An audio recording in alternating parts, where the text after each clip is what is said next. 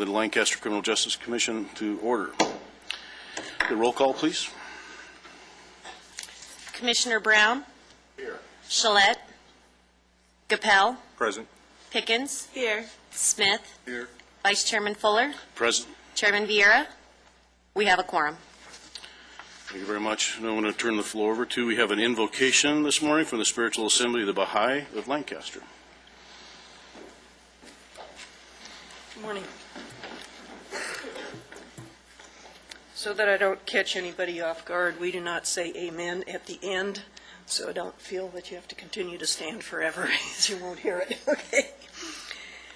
O thou provider, the dearest wish of this servant of thy threshold is to behold the friends of East and West in close embrace, to see all the members of human society gathered with love in a single great assemblage, even as individual drops of water collected in one mighty sea, to behold them all as birds in one garden of roses, as pearls of one ocean, as leaves of one tree, as rays of one sun. Thou art the mighty, the powerful, and thou art the God of strength, the omnipotent, the all-seeing. This was revealed by Abdu'l-Baha, who was the son of Baha'u'llah, the prophet founder of the Baha'i faith.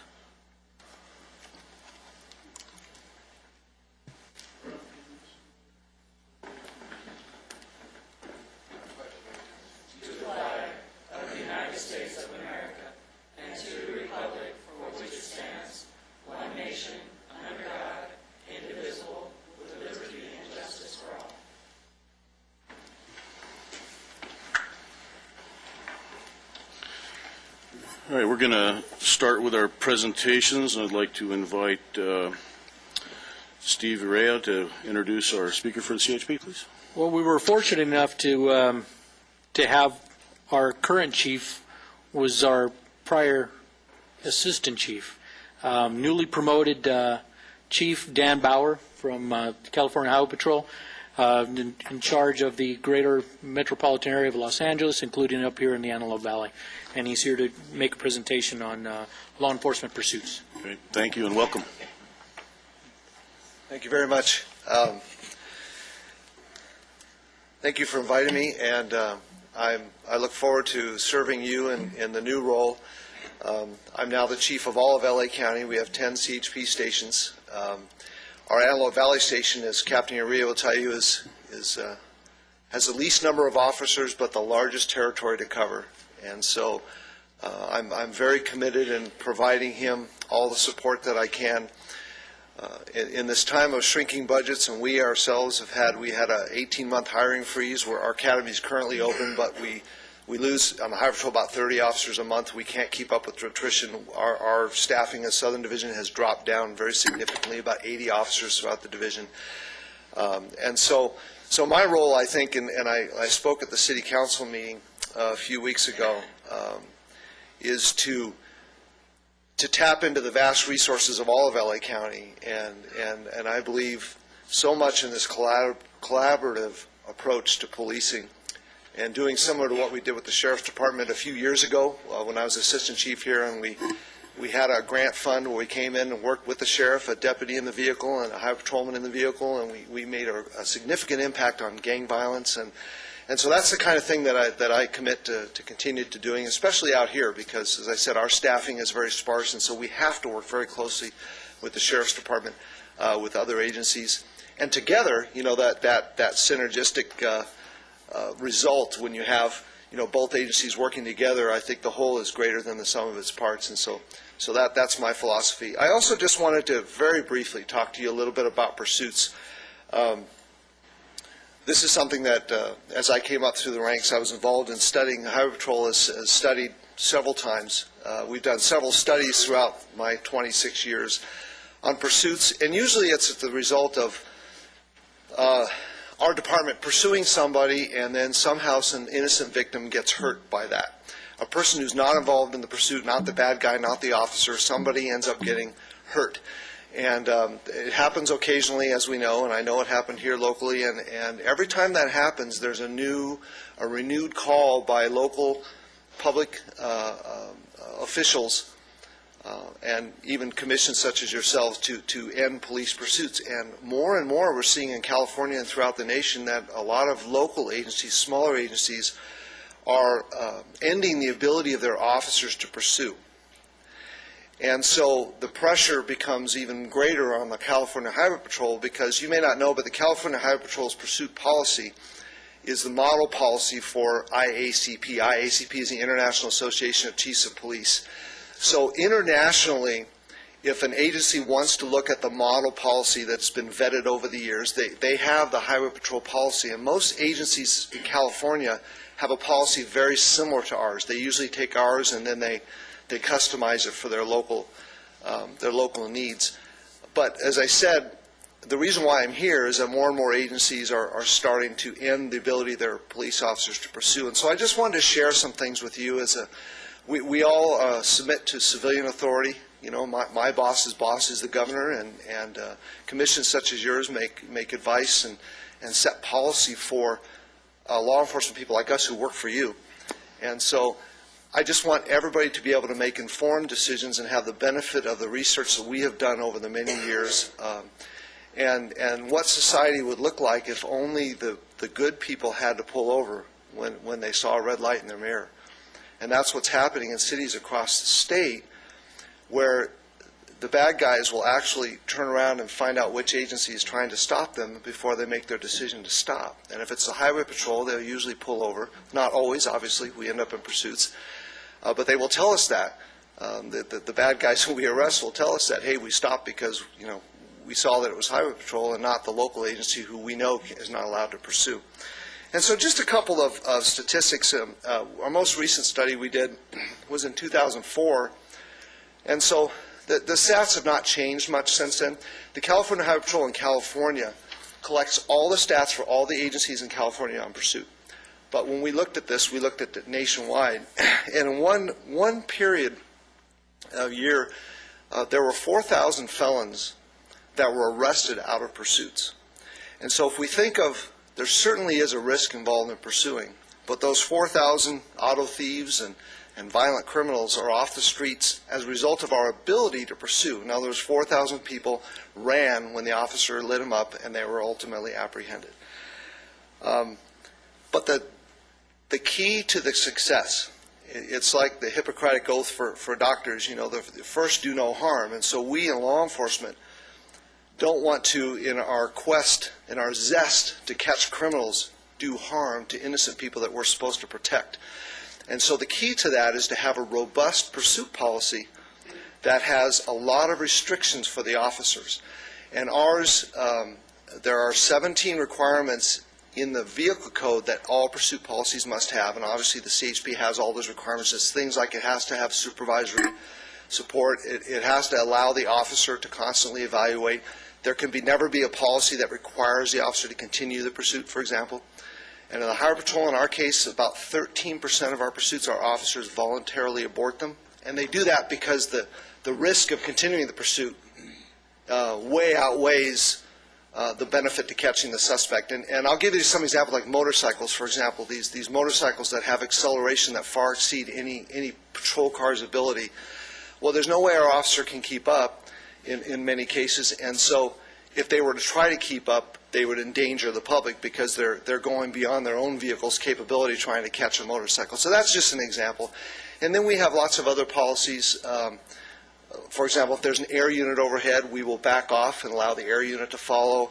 If we can identify that suspect and further apprehend them through an arrest warrant at their house, if we know who's driving that car, and I don't mean just getting the plate, because usually people who run from the police are not the registered owners of those cars.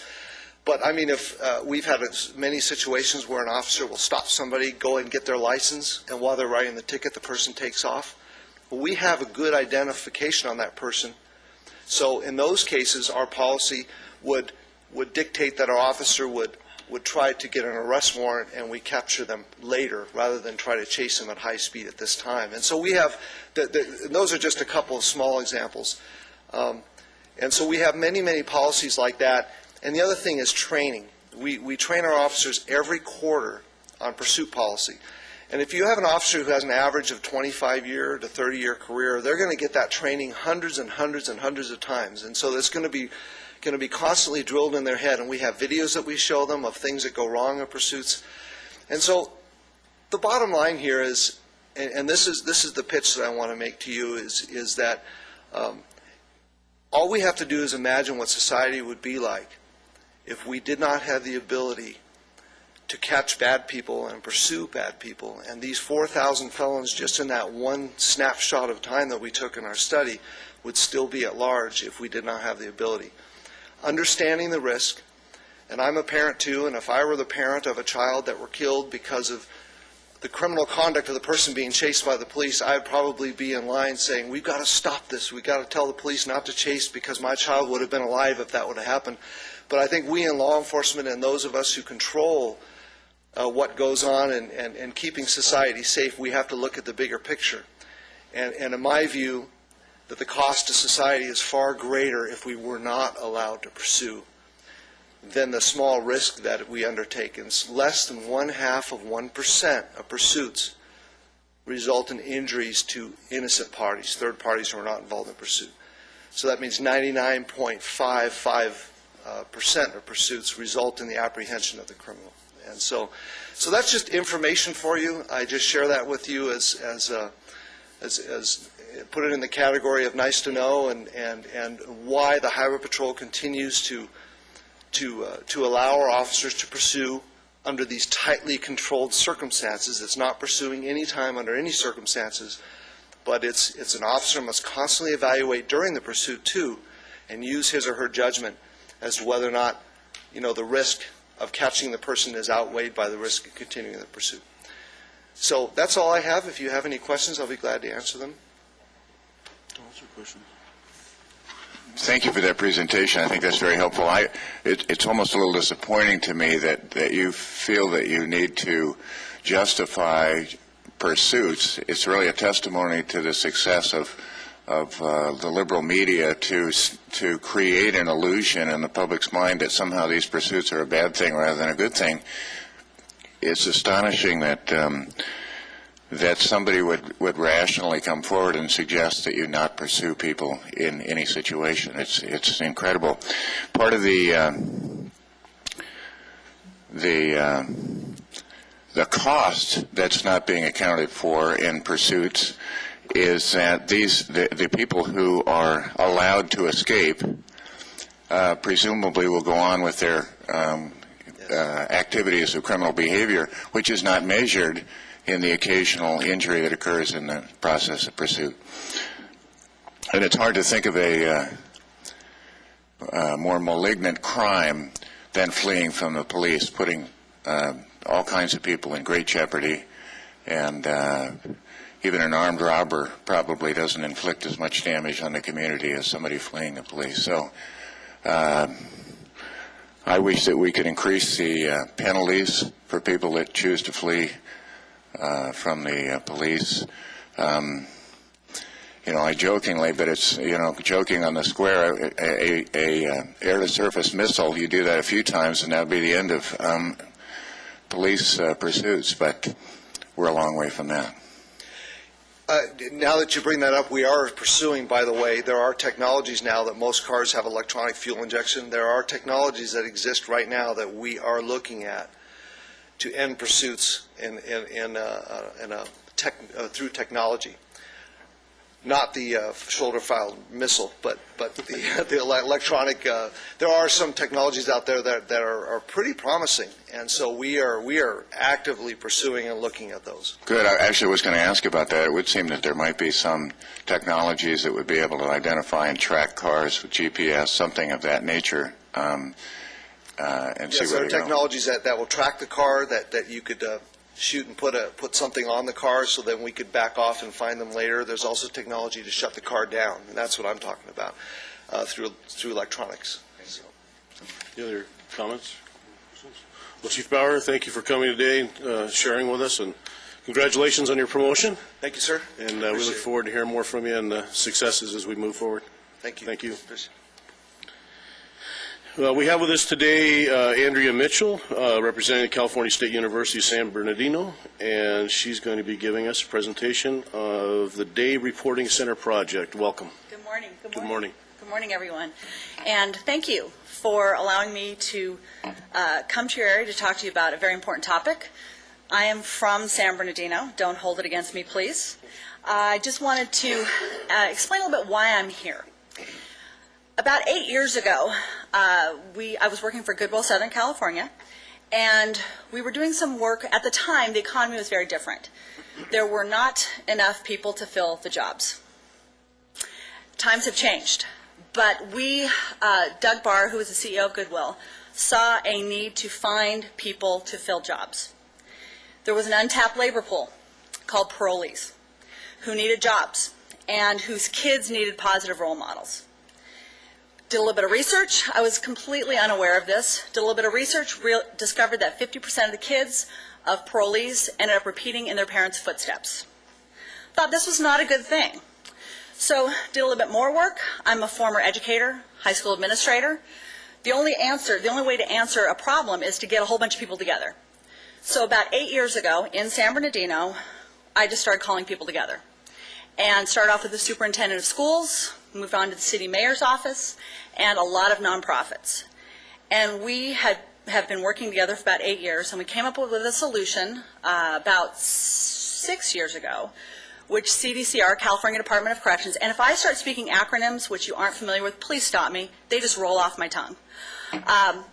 Approached CDCR, California Department of Corrections, and said, we have a huge collaborative here who wants to work with this population and to get them trained, to work with them on parenting skills, financial literacy, obviously substance abuse treatment, mental health issues, and things like that. And a lot of them have their own funding streams with other grants, so we want to come together and pull this together. CDCR said, great, this is a great idea, love it, we'll give you a lot of money to do this. The economy started looking a little bit like it was going south, so the huge amount of money that they promised us ended up being $1.2 million about 2 years ago to serve a much different population. On the slide, click. Thank you so much, Jim. Appreciate it. California State University San Bernardino decided to take the lead on this. California State San Bernardino has a department called the Center for the Study of Correctional Education. They work inside prisons to teach prisoners. And they saw the value in a reentry program. So Cal State and President Al Carnegie, who has since retired, took this up to the Chancellor's office and had a fight with them about it. But the Chancellor's office said, if you feel this is important, Al, take it, run with it. So about 2 years ago, we opened a day reporting center in the city of San Bernardino. Click.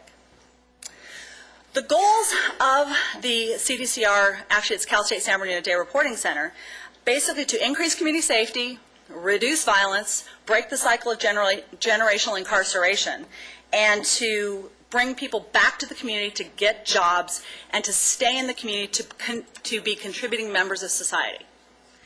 And we have entered into a contract, like I said, about 2 years ago with CDCR. It's called a public entity agreement.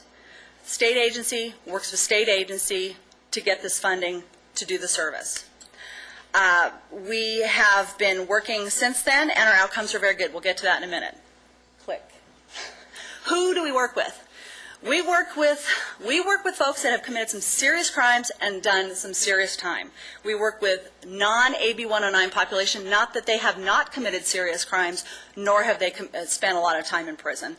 Their last charge was just non-serious, non-violent, and non-sex offenders. We work with the other group. We work with the serious, violent, and the sex offenders. Some pretty serious folks. Click. A little bit about our clients. Average number of incarcerations, over 12. Average age, 37. Number of children, I don't read slides to people because I think it's rude, so you can read those numbers. Average education level is stated at 8th grade level. After working with them, I'm betting it's much lower.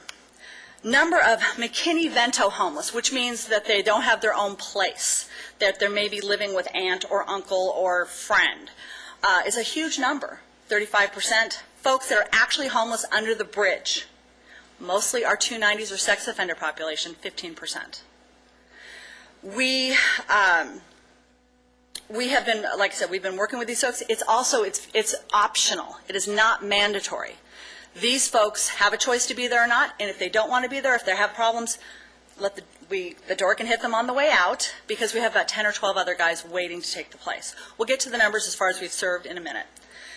Click. What we are under one roof. We are a community-based collaborative. Cal State, being a nonprofit, has brought in a lot of nonprofits to provide service. We believe in working with the community to work with the folks that are already doing the service. Some of them are under contract with us. Some of them are providing in-kind services under other contracts that they have.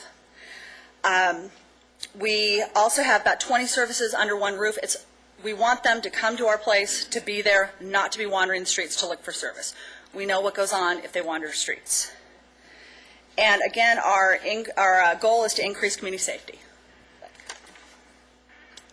So when we talk about what we do, we use evidence-based practices, understanding that that is important. You have to prove. It doesn't mean anything if you don't have the numbers. So we use evidence-based practices. We have a third-generational actuarial-based assessment, blah, blah, blah, which basically looks at the areas where the previous offender is most likely to recidivate. And then we target those first to prevent them from going back. We use thinking for a change model.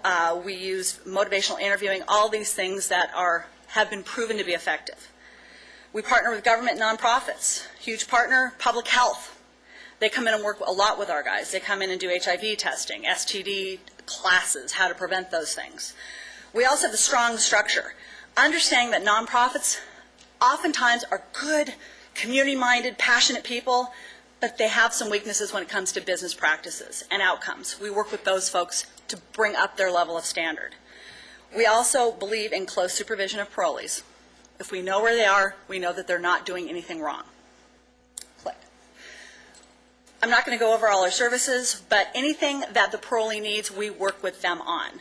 We have a strong relationship with child support services to make sure that what they owe, they do actually owe, and then we work with them to start making payments to get them back on track. Many other services as well. Parenting is a big one. They want to reunify with their children. Sometimes they can't, and we have to then break the news to them. Sometimes they can, and we work with families to make that happen. So, why has this been successful? We'll tell you about our outcomes in a minute.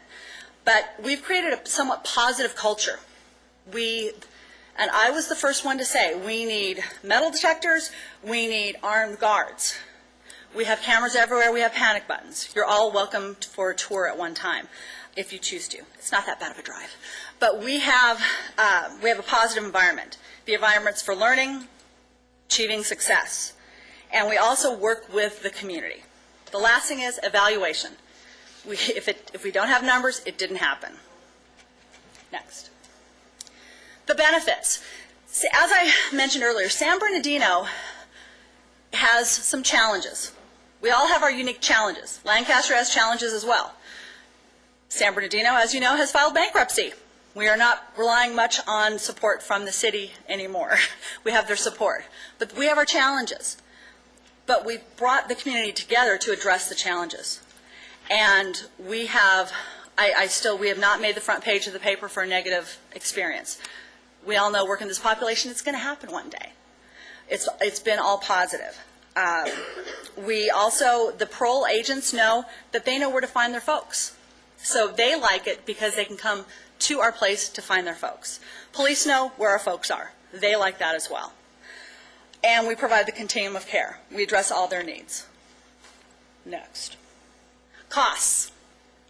We are very cost effective. As you know, with AB 109, parole realignment or prison realignment, one of the issues is overcrowding in the prisons. Also the high cost, $50,000 a year per person for three hots in a cot is expensive. We are about $16 a day. The state likes us for that. We also have leverage services. We average about $25,000 in leverage or in-kind services per month. Recidivism rates. This is the number I'm pretty proud of.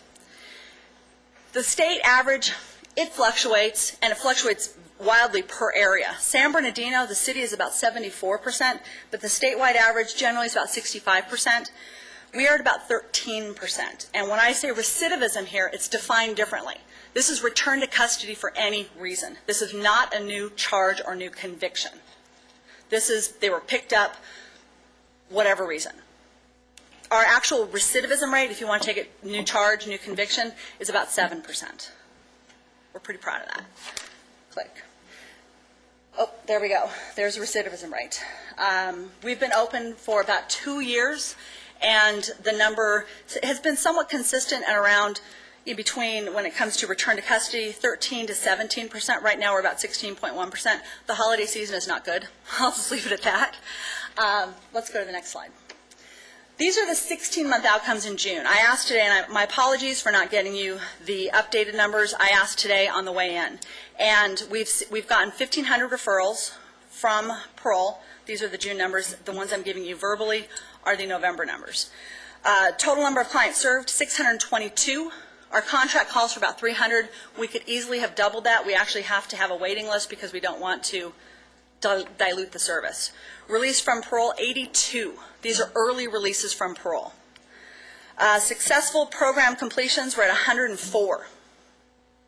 And successful program completion basically means they completed 300 days. And they completed all the courses that they needed to complete. Absconding, 25. Unsuccessful program completions. These are folks that have opted out less than 30 days. In the first 30 days, we say, no harm, no foul. If this program's not right for you, there's the door. Interestingly enough, of that number, when you look at those return to custody rates, you're at 65% of those folks, of the 120, were returned to custody. So it tells you something. Our program's working. Unsuccessful, 118. Employed. I did not put that up, but I thought that might be a good question that you might ask. We're at about 27%, which is low. We'd like it to be higher, but we're at 170 folks that have been employed. Click.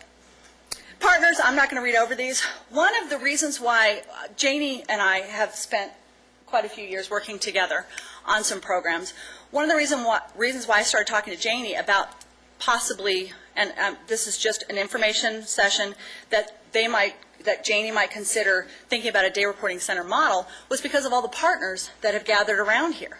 Very similar to who we have in San Bernardino. We have a lot of support from our electeds as well as nonprofits, and Cal State, San Bernardino. Huge value of Cal State are they have these folks called interns, they're really smart, and they work really hard, and they don't require any pay. It's wonderful because they can help us serve the clients as well as provide experience to them in real-world applications. Click. We can click again. These are some of the in-kind services that our partners provide. Click. These numbers were old. I'm sure that Jim has more updated numbers on the numbers of parolees. You have them here. They're here. And what we found is, of our folks, there was a common thought in San Bernardino that they're all from LA, that all of our parolees were from Los Angeles and they were dumped there. And that may have been true 10, 12 years ago, but we actually went out and did a survey of parolees, and we found that 97% of them were from San Bernardino, and they were coming home. And I'm sure if we did the same survey, we'd find probably similar numbers. There may be some that come in from, well, you're in LA, but there may be some that come up the hill, but generally they go home. Click. We entered into, like I said, a public entity agreement, a state agency with a state agency to make this contract happen. Right now is a time when, as you know, with parole realignment, the state is looking at alternative sentencing or alternative solutions to just incarceration. Prisons are overcrowded and it's too expensive. This is one that CDCR is liking a lot. They like our model. They like public entities working with them because there's transparency. They also know that the dollars will go to service versus to an organization out of state that is a for-profit agency. Just this is an option. Click. And I'm here to answer any questions. Again, this is just for information. If you think that you might want to somewhere in the city, or if there's an organization in the city that might be interested in this, again, we're just here for information. We're not here selling a product. I live up in the high desert in Oak Hills, and I spend a lot of time on this road, and I know that we have some similar issues. So I just wanted to say thank you, and I'm here for any questions. I got a quick question for you. Yes. Are you partnering with Janie Hodge in paving the way? Can we do that? We would love to work with Janie, and we'd like to work in solving the problem. We've not entered into any formal relationship. I've done some work for Janie, just helping her out in some grant writing. That's pretty much what I do. And so I know her organization, I know how strong it is, and her connections, as well as all the other partners that she's kind of brought around her. What would it take to get her included with your program? We can discuss that. Here's the situation. Cal State San Bernardino it's difficult with the whole jurisdictional issues. And Cal State San Bernardino, their region is actually San Bernardino and Riverside County. So we would somewhat be infringing upon Cal State Bakersfield area. But I think this is something to discuss. I think that through a public entity agreement, the state would be interested. The state is interested in working with this area. I know that for a fact because we've spoken about it. They see the need. They don't want parolees driving down the hill to check in. So I think that there are plenty of ways to do it. They have flown a bid, not an RFP, but it's a request for bid they cast a wide net, and it's due, I think, several months. They are looking to site day reporting centers. That is a request for bid. I know that there are going to be a lot of for-profit agencies going for that. The state likes working with public entities. They've made that known. They've extended our contract in San Bernardino to also place a site in the high desert and in Riverside. So we're expanding as well. And I didn't answer your question. I'm well aware of that. But I think it's something we could definitely discuss. We just need to do it. As long as Janie's...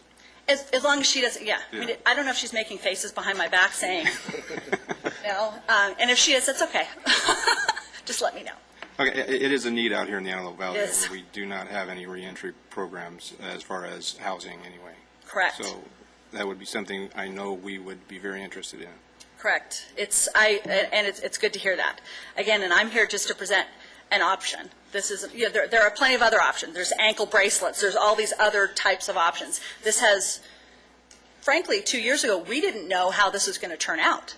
Like I said, I wanted metal detectors. I wanted guns. And I think we didn't know that we were going to be this successful. I thought for sure we maybe would have a 40% recidivism rate. But I just want to knock on wood because we've been very fortunate. It is voluntarily, right? Correct. Yeah. Correct. It is voluntary, and that is a huge part. We have taken some sanctioned folks, and that has not worked out well. Right. It's the one bad apple concept. That's the problem we have with parole is the 65% don't want to do anything, but the 35% that volunteer will do a better job. They do. And we've had some amazing stories. We've had several hired by the city of San Bernardino, one hired by Amazon distribution plant. We have had many of our folks are back in college. We're very pleased. One other question. With parole, we have a learning center in the parole office. Yes. Do you work with that at all? We don't. However, we are going to start doing that. I know in the new RFB, they're requiring the STAR or LIT labs Right. to be placed in the DRCs. And we have we have a very strong relationship with San Bernardino City Adult School. They do our GED, they do our computer training, they do our literacy. And we have said we want to keep our partner there. We don't want to burn that partner. Sure, you can come in, we're going to test you out. Until we see it, until we see the numbers, we don't believe how accurate or how good it is. Thank you. Okay. Just to interject something there, Commissioner Capel. We are currently discussing with Janie an RFP that's come out from AB 109 and for probation, where they're looking to look at a reporting center here in the Antelope Valley as well as one in Long Beach. So that's an ongoing discussion, and some of the things that are being addressed here are very similar within that RFP and requirement. So it's been basically a trickle down, I believe, from the state requirement out to the counties for the same thing for the AB 109 reentry programs. So that is something we're looking at, locations that meet the compliance of that, and that's part of why we're having this discussion today, because we obviously recognize the effort we need to make to resolve this issue. And currently, through AB 109, the only day reporting center now is in the San Fernando Valley. Is it in Van Nuys or San Fernando? And so that's become an issue for us as well. So we're 13, 14 months into this new program and still don't have a reporting center here in the Antelope Valley. So it's at a kind of a critical point for us, and that's why we've been moving forward hastily here to develop something that we have some input on here as a community as well. And the RFB that came out through CDCR is it actually was somewhat modeled on this program. And looking at the RFP from probation, there's an interest in serving the higher risk AB 109ers through essentially a parole day reporting center. So yeah, there's a lot. And the thing that's interesting is a lot of the things are already being done. This is it. Janie is doing, and the city, we're doing a lot of things already. There's funding out there now. So why not get paid for it? That's Andrea Mitchell's hat, fund development hat on. So, any other questions? I have one more. Yes. Do you have you had any research, or do you have anybody in your department that is actually an ex-parolee? And is there any success with parolees teaching other parolees? Yes. This is a very good question. In our original contract, there was actually there was prohibition against hiring anyone that ever had any criminal charges, period. We went to bat and said we will not take the contract if that remains in our contract, because that's exactly the evidence that shows it. And so what we do have is it's an interesting concept. We have essentially, I don't want it to sound too hug-a-thuggy, we have essentially an elected student leadership where basically folks that have completed the program, they're considered mentors. And we have a class that these mentors teach, and we monitor it. We monitor it to make sure that they're on track. They have outcomes and things like that. And we have found that that is one of the most popular classes, because I would not do a good job teaching. Just a comment. I would not do probably a very good job. I would not be effective in case management of these folks or in teaching these folks classes. Maybe in U.S. history I would, because that's what I taught. But when it comes to life skills, I would not do a good job. So we have a lot of our mentors who understand what goes on inside, teach those classes. And when it comes to the evidence, there has been evidence. I have cited articles about mentoring, which is similar to what you're talking about. And I just can't recall the citation, but yes, there is evidence that does back that. Okay. Thank you very much. You're welcome. Other questions? I have one. What ages do you service? We actually serve adults. And the reason being is we deal with sex offenders as well. Now, we also keep a small number. We do not, originally, all of the folks that referred to us were sex offenders. We had to make sure that we had to balance that out. We did not want to be known as the dumping grounds. So we have, I believe it's around, I couldn't tell you. It's in the double digits, but it's in the small double digits of sex offenders. We also have all the gangs, but it's 18 to whatever. Our average age is, I believe, 37. And most of the folks that are the younger ones generally wash out pretty early. And male and female? Male and female, high male population, and I'm going to say something which might be alarming. The females are difficult to work with. I'll just leave it at that. We have a 97% male population and 3% female, and the females are they have a lot of challenges. Okay, and I just picked on my own gender. I'm well aware of that. Is it all day reporting? Do you have any residential services? We do not have a residential piece, because in the city of San Bernardino there's a moratorium on parolee housing. What we do is we work with existing sober living facilities, and we also go out and check those and monitor those, and we have them in the county pocket. So we have them off-site, and we contract those services out. And you are off-site from the campus as well? Absolutely right. Okay. Correct. I figured you said that. We're and we work closely with the city to site it, because we understand that this is a challenge in siting this kind of facility. So we are in a light industrial area surrounded by freeways. Okay. That's exactly what I was thinking when I was saying if it was out here, we've got plenty of those areas. It works well, and it was very inexpensive to get the lease. Thank you. Other questions? It sounds like a really interesting concept that would be of interest for the Antelope Valley as well. The day reporting center model sounds very intriguing. Perhaps it'd be appropriate to set up a subcommittee of this commission, if there's interest of the commissioners, to take that on in conjunction with the city, and also then in coordination with Cal State San Bernardino. But I think looking also at Antelope Valley College, Cal State Bakersfield, as potential people to collaborate, Janie and her program as well, but to get the ball rolling and see in more detail, examine the feasibility of replicating that model. And just FYI, I know that a lot of times this comes down to finances. Money is important to make sure that the program runs efficiently. Cal State San Bernardino, we hire staff folks to manage the grant, as well as there's an indirect percentage, which the administrative fee, which Cal State also takes, and then the direct service provision. The case management is done by Cal State folks, and then we subcontract out all the essentially the service provision, the classes, to engage the community some more. But you have an organization that is doing all of it right now in Janie's paving the way. So, thank you. Very good. Very enlightening. Very much. Thank you. Any other Appreciate questions? Well, thank you very much. Thank you. Appreciate you coming today and sharing with us.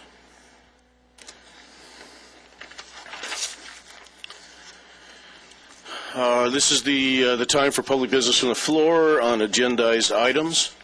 Citizens who'd like to address the Criminal Justice Commission on any agendized item may do so when the item is being considered by the Commission.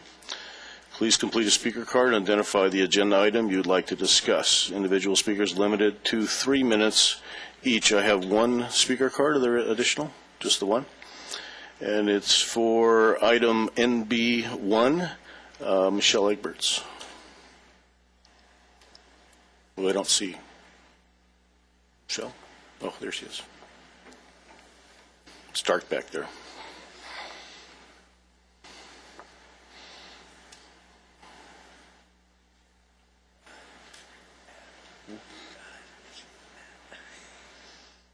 It's cold, man.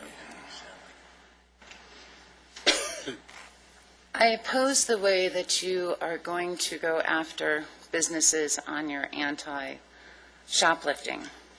Reason being is there are elements of a crime that have to be matched. These businesses have policies and procedures in place for just that, how they get their shoplifters.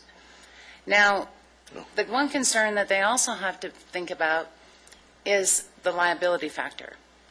Are we going to get a conviction out of this arrest? If they don't meet all the elements to arrest these individuals, they can essentially be sued. Now, we know about lawsuits. And we don't need them. They're very costly, and they're not beneficial in many ways. So when we go after these businesses and basically entrap them by sending somebody in there to see if they can get away with it or do whatever, that's wrong, and it's illegal. You cannot entrap these businesses. The city is looking at a lawsuit from each business if you try to do this. There are ways to deal with shoplifting. And you have to look at the percentages and the statistics. 30% of thefts happen from the employees. 30%. So you have to look at the inside too, and the factor. A good example was yesterday I was having coffee with a client. And I bought a few items, some coffee and some food. And I didn't think that the woman rang me up for one item. And I asked her, "Did you ring me up for this?" And she said, "No." I said, "Well, would you ring me up for it so I can leave with it?" Mistakes happen. We all make mistakes. So when you go after these businesses, when you look at their anti-shoplifting policy and procedure, don't go in there with the attitude that you want to work against them. Work with them. Don't create more lawsuits that we can't afford. And when you talk about crime, talk about an individual that has committed a theft. Unfortunately, I had victims of my crime, and it was grand theft. And I'm not very proud of it to this day. That's all I have to say.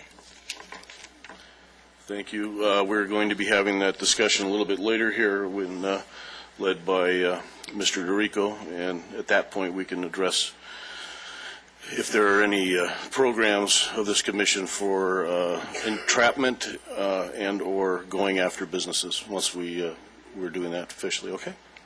I do have another speaker card that's been submitted, also for agenda item NB1, and it's Richard Macias.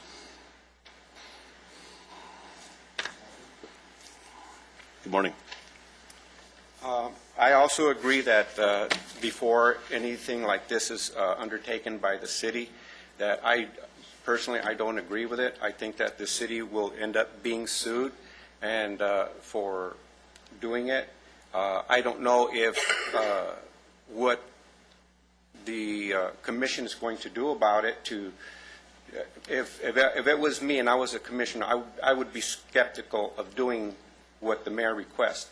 And I understand it was a request by the mayor. I did not see the city council vote on it and say unanimously, this is what we want. He said, this is what I want. And so he sent it back down to you people here on this commission. I don't know how you guys are going to go out into the community and do these checks. Are you going to use law enforcement? Are you going to use the sheriff's department? Because that could be an unauthorized use of manpower by the sheriff's department. I would have reservations about this, and I would contact the sheriff's office, their main office, to find out, is this appropriate for law enforcement to be going over there and doing this work, which could negatively impact this committee and the city. I don't, as a resident of this community, I do not want to see this city get sued. A lot of money is coming out of the community's pocket to pay for all these suits. Be thorough in what you can do, what you're authorized to do, and what you're not authorized to do, because this can adversely impact the city financially, one way or another. Or it could lead an agency or specific individuals to be selected for, like, why do you guys do this? You knew better. So I'm just trying to advise this committee to be strong enough to take this information, and if the mayor, if it is not going to work or you don't feel comfortable, say, hey, you know what, we can't do this. I don't have a problem if he did that as a private individual and made an announcement, this is what I'm going to do, because then he would be liable as an individual. When he does it sitting as the mayor of this city, that's where I really get concerned. That's my money. That's the money of everybody in this community. There's a lot of concerns behind that. Thank you. Great, thank you. Mr. Macias, let me speak to you for a second. Isn't it, you just stated you don't want the city sued, but yet you're suing the city, or you said you're going to sue the city because of the 290 ordinance? Isn't that kind of hypocritical? It's, what I'm saying is that the city will be getting sued by someone behind this. If it doesn't meet the criteria. What I'm saying, basically, I'm saying that this committee needs to verify what they can and cannot do. I would rather, as I said, have the mayor say that as a public citizen, opposed to being sitting as the mayor of this city to open himself and the city up for to be sued. It's happened time and again. I don't want to see it again. Just for the record, you said you don't want the city being sued, and yet you're suing the city. I'm suing the city? Well, you said you're bringing a lawsuit against for the 290 ordinance, correct? Well, that's other people that that's you and Michelle. That's you and Michelle Green Egberts together in collaboration, correct? We have a collaboration. Yes. Okay. But thank you. Thank you. That's all. That's another issue. It's just hypocritical. Yeah, you're right. Just saying. And in going with that, here's the copy of what I entered into the record back in, I think it was October. It's a Penal Code section 17.5. I read it into the record. A lot of you people were not here, so I'm going to leave it here so it gets passed around to everybody that's here to better understand the state legislature's position on that. Great. Well, I appreciate your concern. As in this commission, we're obviously concerned as well with the city of Lancaster and the legalities therewith. But we don't want to base our opinions on speculation of a program that hasn't been implemented. So We do want to examine shoplifting in the city of Lancaster as this commission. Methodology is yet to be determined, and one of the things we're going to be talking about today is what progress has been made in the direction that we're going. So, timely comments. It's good to be concerned to citizens, and we appreciate people taking the time to speak their minds. We're going to move on. Oh, I'm sorry. We have comments? Mark? Mr. Vice Chair, I'd just like to correct one thing that was said. Well, two, without getting into it, I tend to agree with Mr. Capel, Commissioner Capel, regarding the lawsuit. But secondarily, often, as the Speaker probably knows, councils often direct commission or staff to do something as a council. They don't necessarily take a vote. They do it by affirmation. It happens in all meetings all the time. And in this meeting, the mayor suggested and the council affirmed that the criminal justice should look at this item. So it was perfectly legal and done perfectly in the right way. And it's appropriate that the Criminal Justice Commission look at this. Yeah, I appreciate that clarification. I guess in my mind I was taking that as a given. That is our function as a commission. So it really wasn't in question. Vice Mayor, you didn't have a comment? No? Okay. Okay, thank you. Feel free to throw something at me if I don't see down there. Okay. All right, so we're going to move on to the consent calendar. And we have the approval of the minutes of December 12th, 2012. I'm looking for a motion to approve. I'll move. Mr. Shalit. Looking for a second? Second. There's a second. All in favor? Passes unanimously. Thank you very much. Commission staff presentations, updates, and reports, starting with monthly crime statistics with Mr. Cobalt. Thank you, Commissioner Fuller. This measurement period is from December 2nd to December 29th, 2012. There we go. You can see our range in total Part 1 crimes was from a low of 71 to a high of 83 for the 4 weeks present. Our crime or our arrest statistics in here are pulled from our database rather than sheriff's. At the time the information was collected, the sheriff's database was down. They've rectified that. It's back up. For report numbers issued, we had a low of 434 during the week of Christmas, week 52, and a high of 541 during week 50. When we take a look at the average Part 1 crimes per week, in December we reported 81.75 as a weekly average, with a weekly median of 81. That was improved during this reporting period with a weekly average of 77.75 and a weekly median of 77.5. As far as our most active reporting districts go, 1126 and 1137 were most active with 44 Part 1 crimes each. 1127 and 1135 were second with 33 each, followed by 1132 with 29, 1121 with 19, and 1122 with 18. I'll show you on the map the first four on here, 1126, 1137, 1127, and 1135. As we take a look at 1126, basically it's bounded J to M from 10th Street West over to 20th Street West. The primary area of interest during this reporting period was down 15th Street West, down to Avenue K, and then over to the 10th Street West and Avenue K intersection.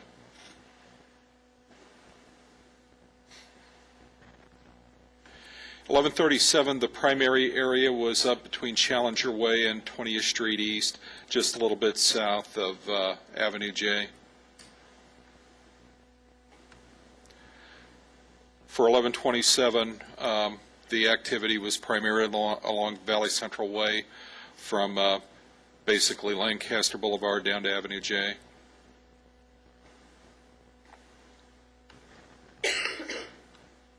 And for 1135, it's kind of the mirror on the opposite side of Avenue J from Challenger Way over to about 20th Street East. You go about 4 or 5 blocks north, about basically up to Lancaster Boulevard. You can see where the highest density of Part 1 crimes are in there.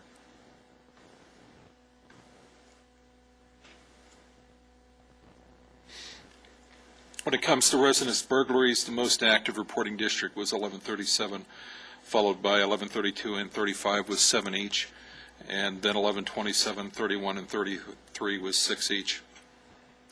Larcenies involving vehicles, 1137 was most active with 1, or correction, 11, and 1132 was second with 7.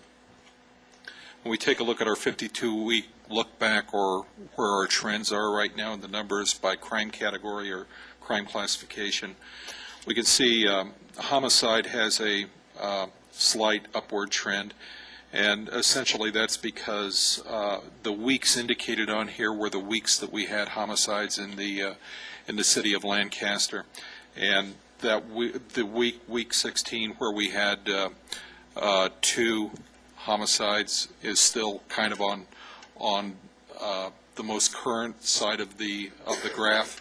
As we move away from that week, then this will show a downward trend.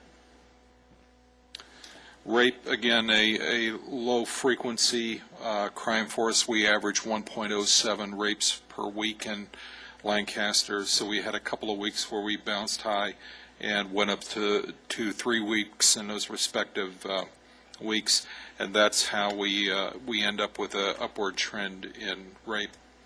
Now, robbery is a little more high-frequency crime for us.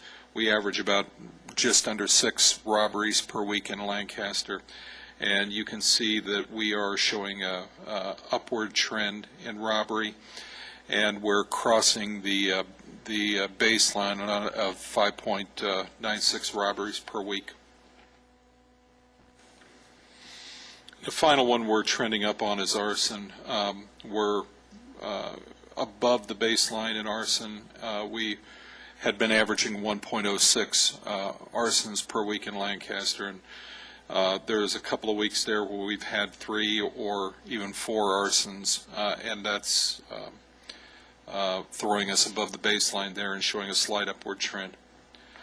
Now, the good news where we're trending down is in starting off with assaults. You can see the green line or the trend line here with a nice steady downward trend, and we are also well below the baseline. So for assault, a violent crime of one person against another person, we're trending positively in that area. Then for burglary, we're also showing a slight downward trend there. Obviously, you can see over here on this is our most current week on the right side of the screen. You can see we had this slight uptick right before Christmas. That seems to appear just about every year. But aside from that, we are staying well below the baseline. For larceny or theft, you can see that we're well below the line, the baseline, with the exception of, I believe it was week 45, and you can see the downward trend in the green line there as well. Grand theft auto, we're below the baseline, and we have a nice steady downward trend. Had a couple weeks here more recently where we ticked up a little bit, but overall, over the last 10 or 12 weeks, all the way back 52 weeks, you can see we're trending down nicely. This is our Part 1 events crime map, so you can see how things lay out across the city. And the red, orange, yellow, light green, dark green are separated, or the scale for that is at the bottom, and these are represented by reporting districts. And then you have the crime count for the reporting period over on the right side. This is our spatial trend analysis, and essentially what this shows is the areas where we had an uptick in crime from the last reporting period to the commission to the present reporting or to the present reporting period to the commission. You can see the green areas there are where crime went down, either had a slight decrease or a relative decrease. These are the repeat calls for service for this reporting period as well. You can see we have significantly fewer locations on the list at this particular time which is good news. There is no real new locations on this list. These are locations that are routinely on there. And this is our forecast for 2013, or for January of 2013. This outlines the reporting districts where we're anticipating 21 or more Part 1 crimes. In the red, in the orange, it's 13 to 20. Yellow is 9 to 12. 1 to 8 is in the light green, and 0 is dark green. And just one last comment. We wanted to really thank Commissioner Schlett for his keynote at our completion ceremony for the youth court. He did an outstanding job, and we hope to have him back again. Comments, questions? Thank you very much. Let's move on to arrest statistics. Los Angeles County Sheriff Lieutenant Ralston. Members of the Commission, Lieutenant Ralston is unavailable today, so I'm going to just give you a couple of quick notable arrests that we were involved in over the course of the last couple of weeks. First one I want to discuss is an arrest by the burglary suppression team. Back in late December, deputies McNutt and Speed arrested 2 juvenile gang members for burglary. At the time that they were arrested, both admitted to being involved in multiple residential burglaries. As is unfortunately the case, they were released shortly thereafter. They received information that one of them had been kicked out of his home and was staying in a vacant home in Lancaster and had warrants on a previous arrest. So they actually located him, arrested him, and he then admitted to numerous more burglaries and actually directed the deputies to where he was taking the property after the burglaries occurred. Based on that information, they sought search warrants, which were served on the 4th last week by our Special Enforcement Bureau. Both of the homes were in the 45400 block of Roden, and both homes were homes of known gang members, and consequently the SWAT team served the search warrants. Recovered during those search warrants was roughly $200,000 in stolen property, including property from, I believe they've identified 15 different residential burglaries. Much of that property has since been released to the original victims. In addition, they had 4 to 5 handguns, some of which were reported stolen. Obviously, the others, I'm sure, are stolen as well, but we're not in the system. In addition to the local burglaries, the suspects that were arrested that day also admitted to committing several burglaries in the Victorville area, and last I heard, they were cooperating with the authorities in Victorville to identify those locations as well.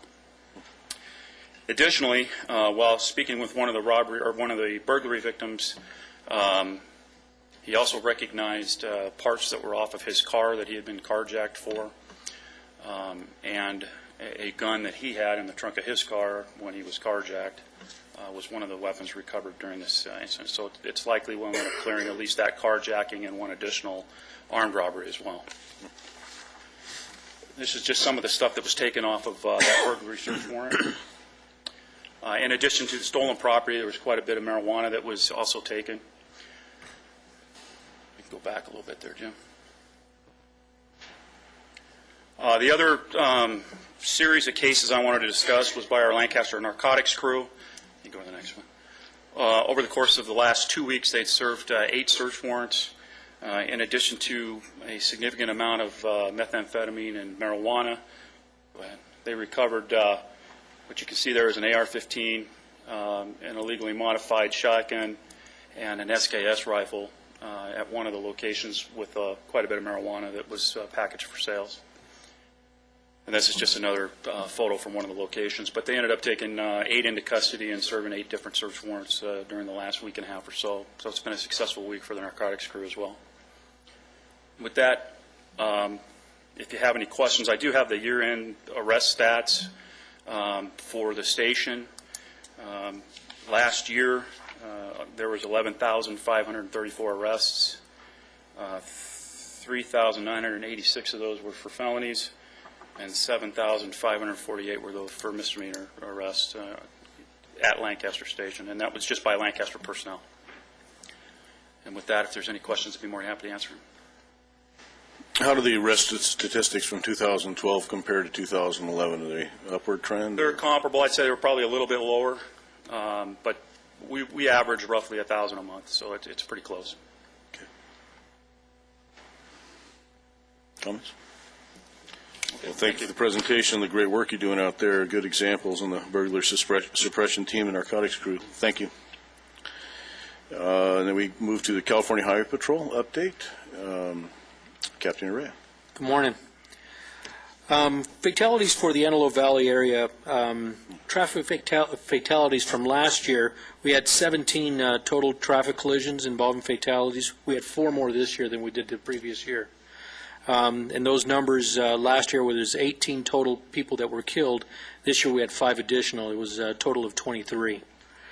Total accidents in the Antelope Valley, fortunately, from last year's 1,109 have gone down by 70 this year, compared to numbers from last year.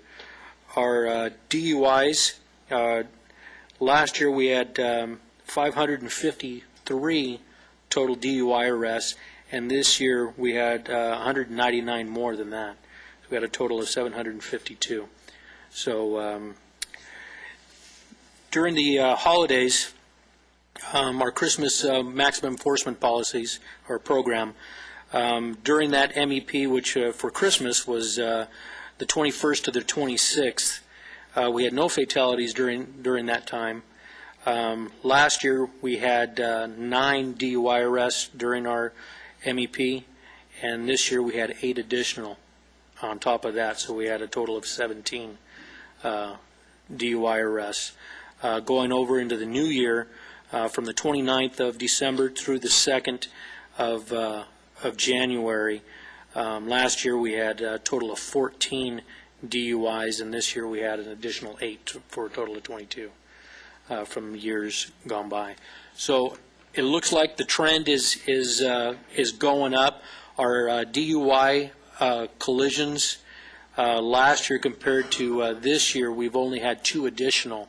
So it looks like our officers are out there getting them before they crash, and it shows proof of that with the 199 additional arrests that we made this year as opposed to last year. Great. Any questions? Vice Mayor, Chris. Captain, can you talk about the freeway enforcement period that you did and the deaths on the freeway as compared to the previous year, and where the majority of the deaths are happening? I wish I had all those numbers for you, those hard numbers for you.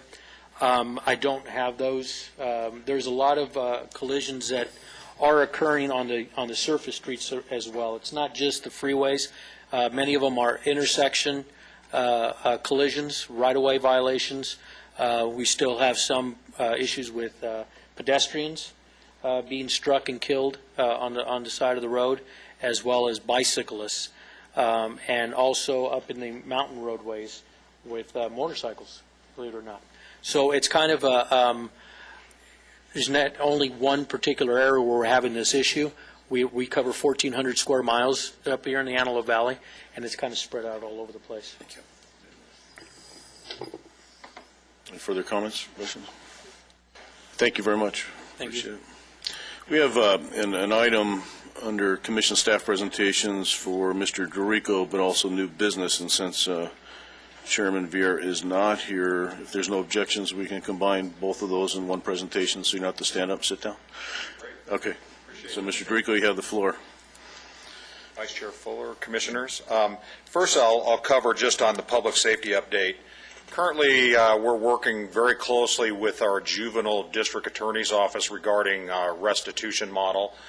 We've run into some issues on restitution hearings, on recovery for monies owed back to the city. with some challenges that have gone on as far as the content of the restitution model and how it's presented. We're also looking at something that has occurred in several other communities with the parental responsibility aspect of that, where the city is seeking through the civil process restitution and recovery through the civil court and assessing to the parents for asset assessment as well as garnishing of certain funds.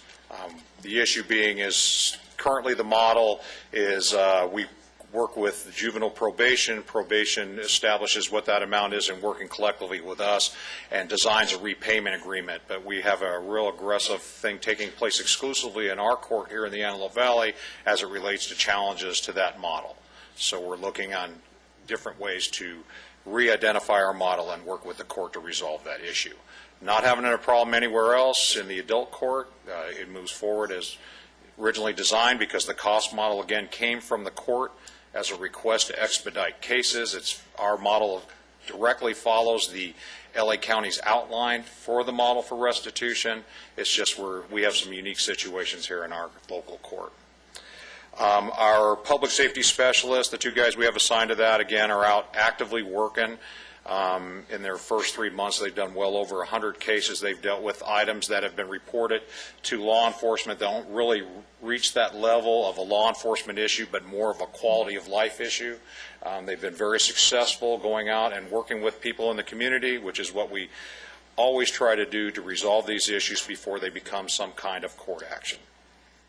Christmas patrol, we again, throughout the holiday, the Sheriff's Department and through an overtime process through the city and some adjustment of shifts, we had a very successful program with Christmas patrol with a very positive feedback from members of the community. So the deputies were out there, out actively contacting the business community, walking around in the shopping centers and being very highly visible. So it was very successful. And then right now through the city, through the direction of our council and the city manager, Mr. Bozigan, the city is continually working on our disaster preparedness. We've gone through a couple case scenarios here where we've activated the EOC internally, where specific groups with identified responsibilities in the EOC have actually working through our software system to reenact situations there and our response to them. Aligned with that is we are going to aggressively pursue disaster preparedness out through our neighborhood and community programs. Just yesterday, Mr. Tainatongo, Amy Vasquez, and I gave a presentation at the Hellenic Center to a community group regarding that. So that kind of kicked off our process here for this year with a focus of every month having some goal in mind as we prepare people within our community for disaster preparedness. So that's the public safety update side. Now what I'd like to get into is the discussion that we have for new business with the anti-shoplifting program. I think the first thing I want to say here specifically, as brought forward earlier, there has been no discussion that I'm aware of setting up some kind of sting operation to go and get you to the gotcha thing out there in the community. I agree that I don't believe that's our intent here. I think the intent is in how we've identified this is that what we're looking for is what we always do as a city is work for compliance. The same thing we have in that model and mindset for code enforcement or anything we have out there. We want a generally safe community with compliance from all participants within the community. So that the same thing. It's not to be punitive, it's to identify issues that are occurring. And I believe this was brought forward because there, as we've had discussions in the past, that there are certain retailers and certain business models that aren't conducive to kind of a uniform concept as it relates to larceny and thefts. So in response to that, working with Jim, we've identified a core of 5 business districts within the city of Lancaster, and that's what we've been looking at as it relates to our larceny theft. We've identified certain retailers that exist within those business districts that have either little to no loss prevention model, okay, or have some policy it relates from their corporate offices that puts them in a position to stand down as it relates to loss prevention. And then also within that same district, we have other businesses that are very active and have very strict policy and very zero tolerance mindset as it comes to theft and loss prevention. So the idea being here is to work together with those retailers that have little to no process, and to collaborate with the retailers that have a very good policy and share strategies and ideas and how they manage their loss prevention. Being the fact that this is an significant impact on resources. Lieutenant Nelson just gave to me just for petty theft shoplifting last year, there were 457 arrests within the city of Lancaster. Okay, and then there's also significant numbers related to grand theft arrests as related to shoplifting crimes. So again, that, as we're talking as for resource minutes and responses by sheriff's personnel, and throughout, as we're going to talk about, we can make the argument on the other side that there's a cost associated with people committing crime as well. That is a cost to the taxpayers, along with the investigative time, the management time of the law enforcement officers, through the court system, the district attorney, the public defender, as well as the outside management of probation and parole programs. So, yes, I guess you can make an argument the other way that there's a more significant impact probably in dollars and cents as it relates to that. So the idea being is we have some good examples out there. I'll give you one that I think, or two actually, that have been very successful and developed their programs. For example, in our city, Target has an excellent model. They utilize significant amount of surveillance programs along with active community customer service practices, whereas they actively have people on their floor that work with their customers, okay, to just as a deterrent. They also have active security in their parking lots of their shopping centers. And then if people are wandering or not really there to conduct business, they're approached in a positive manner, okay, to ask if they can be helped. So they have some practices that they've developed. Walmart has developed practices and worked very closely with the Sheriff's Department in conducting undercover operations, which have had significant results this year, and especially as we pursued that in the last quarter of the year as it related to larceny theft. So again, this is specific to business practices, but as you look and as Jim presents in our crime data, our biggest part one issue is larceny, is theft-related type crimes in our city. So that's where our significant issues are occurring. That's where our resource drain's occurring. So it makes perfect sense for us to bring more of a uniform policy community-wide as it relates to this issue. Mr. Drico, if just for clarification's sake, when you talk about undercover operation in conjunction with the Sheriff's Department, if I'm understanding you correctly, that's a policy developed by Walmart in collaboration with the sheriffs, not as part of some sort of a sting operation based on this commission's seeking alternatives. Absolutely, and it's not something new. Okay, this has been something that's been in practice. I've been in law enforcement since 1980. Okay, this is practices that are done as a routine basis when you're addressing certain specific issues. That just happens to be something they like to conduct periodically, again, because of resources and within their own agency being limited. That's what they do. But again, we have had no discussion as a commission, or I'm aware of the city, or any discussion taking place that we're going to go out there and target certain groups to penalize them. The idea being share information, work collaboratively together to address this issue.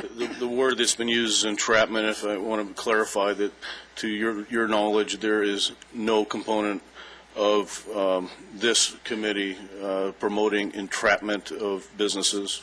Absolutely not. And the entrapment thing is quite an interesting concept anyway. It's a term that is thrown out there rather loosely, but it's very specific in its nature to be prosecutable. But that's nothing that's taken place in any discussion with this commission, this city council, or this city for that matter. Okay, thank you for the clarification. So in the summary, we're working with retailers to share effective strategies for loss prevention and hoping then that the overall loss prevention will be increased, as well as our ability to enforce and respond. Is that a fair summary? Yeah, that's a fair summary. I think the thing is that we need to have a mindset of that there's a reasonable zero tolerance model out there within that for theft in our communities. It costs everybody. The price of goods go up because it relates to theft. The propensity for continued crime to take place, it becomes almost a network within the criminal element to determine which are your soft targets throughout your communities. The idea is to harden all targets as it relates to that, to diminish the ability for people to proliferate crime within our community. Great. Are there any other comments, questions? So what is our role in this endeavor? I already have been working with Dr. Brown. We did have a subcommittee, as you were part of before, and I'm very interested in resurrecting that as we have discussions. I'm looking for us to sit down now as we have, as a group here in public safety, have identified these retailers that we want to have these discussions, establish a priority list for those visits, and then build that ability for them to share data with and information and strategies with the retailers that do have a positive program. And is Walmart already on board? Yes. It's my understanding that the mayor and the city council have requested some sort of outcome from the subcommittee within 90 days. I don't know when that starts, since my brain didn't start after the holidays. Are we now starting that, and we have through end of March? I think we have 60 days left, sir. 60 days left. So the clock kept running, even though I was correct. on vacation. Okay. So I believe that's why I want to move with something forward next week, and Great. we'll establish those contacts immediately. Outstanding. Any other comments? Gentlemen, no. Thank you very much. Thank you. Appreciate it. We're going to the public business from the floor, non-agendized items. This portion of the agenda allows an individual the opportunity to address the Criminal Justice Commission on any item not on the agenda. State law prohibits the Commission from taking action on items not on the agenda, and your matter will be referred to staff. Individual speakers are limited to 3 minutes each. We have one speaker card unless others have been submitted. Okay, and Michelle Egberts.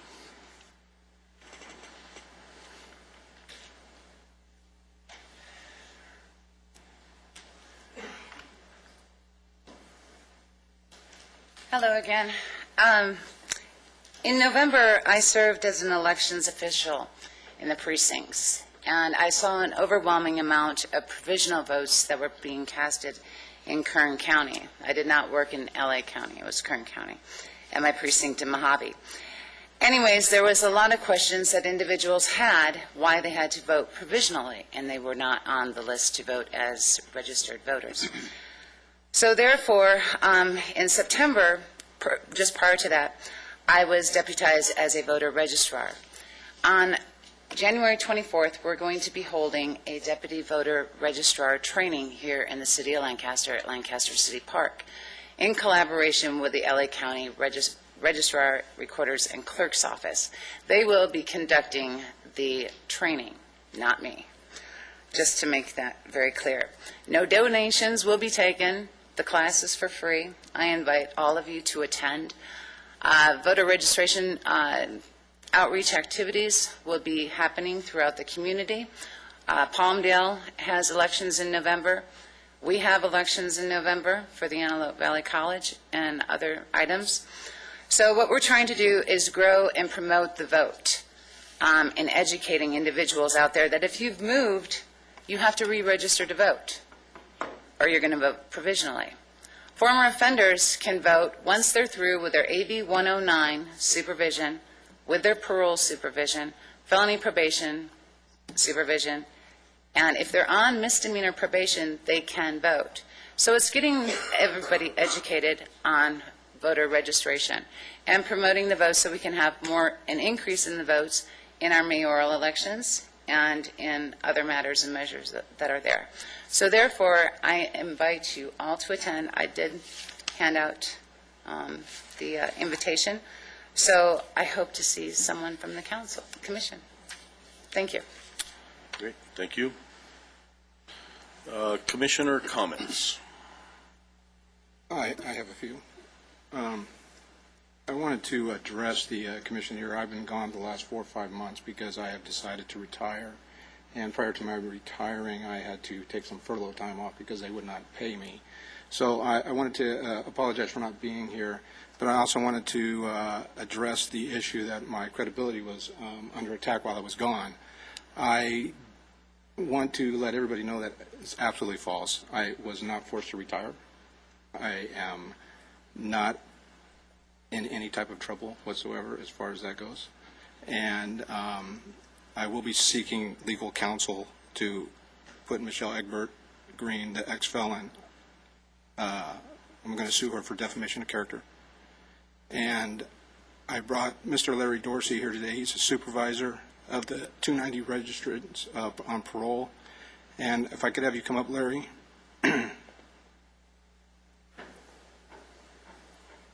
There were some allegations that the 290 ordinance, that the department didn't like what I was saying or anything like that. I want everybody to know that everybody in my department knew all about the 290 ordinance, and I did not even need their permission because I am up here as a citizen, not as a parole agent. And I just wanted to confirm this with us. Mr. Larry Dorsey is a parole agent 3, and I would like for you to confirm that I am not, was not forced to retire, and you're actually trying to get me back on the job. No, not at all, Jim. Actually, this is a shock to me. I'm surprised I'm up here. Came here at the last minute, and no, actually, we just had lunch yesterday, and you were not forced to retire whatsoever. So, and I wish I could be in the same shoes you're in right now. As a matter of fact. So, as far as the 290 ordinance, is there any problem with the department with the 290 ordinance we passed? no, I mean, as far as the Department of Corrections is concerned, and again, I wasn't prepared for any of this. I spoke to Mark Bizigian regarding the 290 ordinance and in regards to what CDCR is also doing, and I'm hope to discuss this issue with Lee and also with Mark to possibly to maybe readdress some issues or our concerns with the Department of Corrections and the actual 290 ordinance. But, that's something that we're going to definitely have to sit down and address. But Department of Corrections is currently enforcing all, state laws and city ordinances to include Palmdale, not just Lancaster. But we are enforcing the ordinance within the city to the best of our ability. So, to recap, nobody in our department came to me and said I did a bad job on that ordinance? No, whatsoever. As a matter of fact, I think during the time you were researching it in Windown City, Ontario, I think it's a great idea. Just something we need to discuss and come up with a game plan. Okay. So. I thank you. I am trying to get my name back here. All right. Thanks. All right. That's all I have. Okay. Any other comments from the commissioners? No? With that, we stand adjourned until our next regular meeting on Wednesday, February 13th, 2013 at 10 a.m.